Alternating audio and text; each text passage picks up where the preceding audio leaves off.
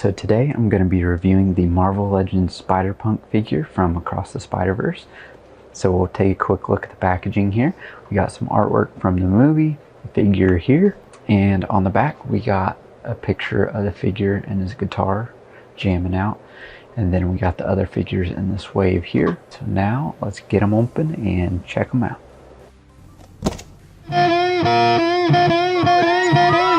So here's what he looks like out of the packaging, and he looks pretty cool, and I like all the detail that he has. One of the things I don't like is that we don't get very many hands.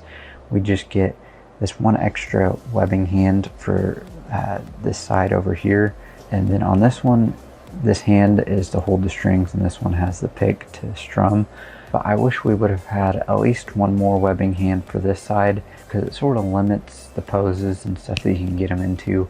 Because if he doesn't have the guitar, it looks sort of weird with him having a pick in his hand and stuff. But the guitar is pretty cool.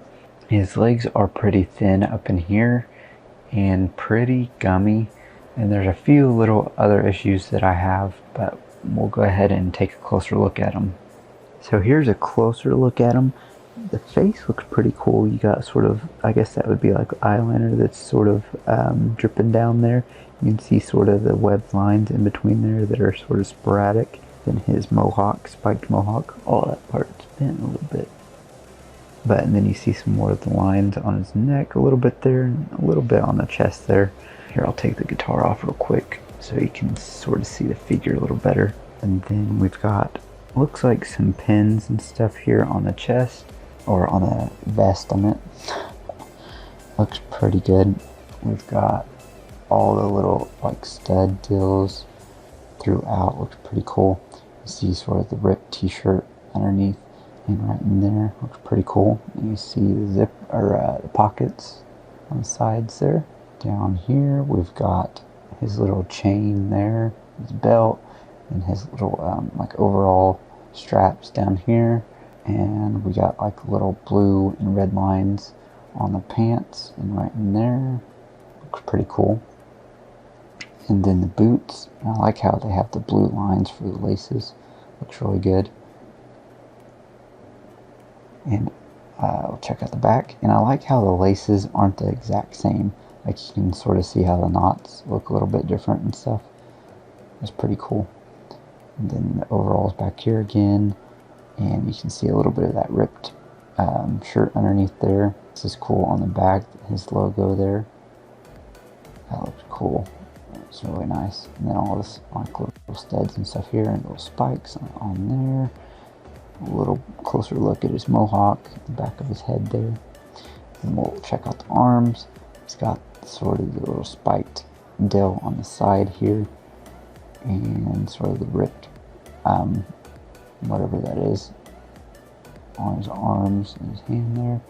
The other arm, we got some more spiked bracelet dills here. And there is, here I'll show you. So for the spiked dill on his arm, you can see a little bit of the silver right there, but and then the rest is just all black. So I'm guessing they just decided not to put very much paint apps on it. And that's the same thing with this wrist down here. You see a little bit of the silver here, and then the rest is just all black. And I will warn you to be careful with this arm right here, because it's like super loose where this black part connects to here. It's really loose. I'm just barely moving that, and it feels like it's going to fall off. But I really like all the detail on this figure. Here, I'll show you the hand too, with the little pick, guitar pick. And then this one for holding the little strings. Well, here's the little webbing hand. You can see not much to it. And then the guitar, which is really cool. The blue strap on it matches the overall straps on them, which is pretty cool. I like up here how you have the silver for the little tuner deals up here. And then this is really, really cool. All the little details here on the guitar. I'm not sure what all those are. They're really tiny, sort of hard to see. Looks like a wolf. Not sure what else. Looks really cool though. I like all that detail on there. not much on the back of it, which I wouldn't really expect him to put much on in there, but that is really cool. I like all the detail here on the front of this. Looks really good. So for his articulation, he can actually look down pretty far and up pretty far too.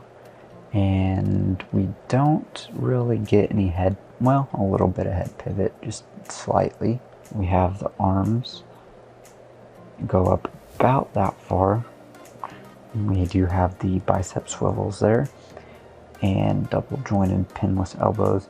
And you got to be careful bending the arms and legs because they are so thin and sort of gummy that they feel like they're going to snap off. And then for the wrist, we got the horizontal hinge here.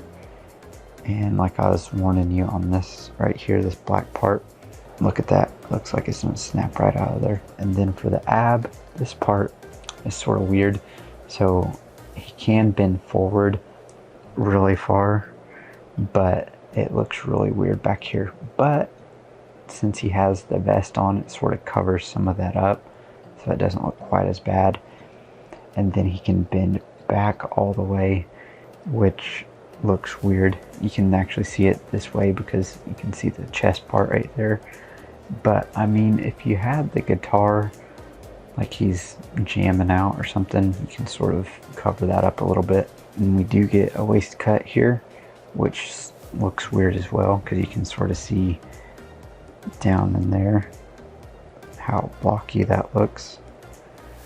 And then he can kick forward about that far, back pretty far as well. And we do have the thigh cuts here and double jointed pinless knees.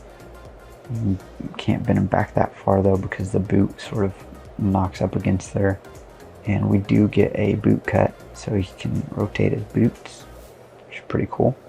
His feet go up about that far and down quite a bit.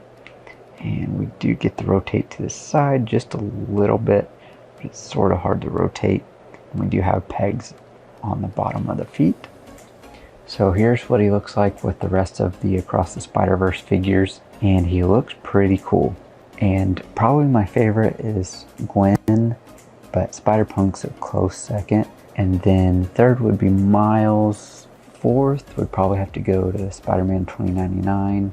Fifth, I don't know.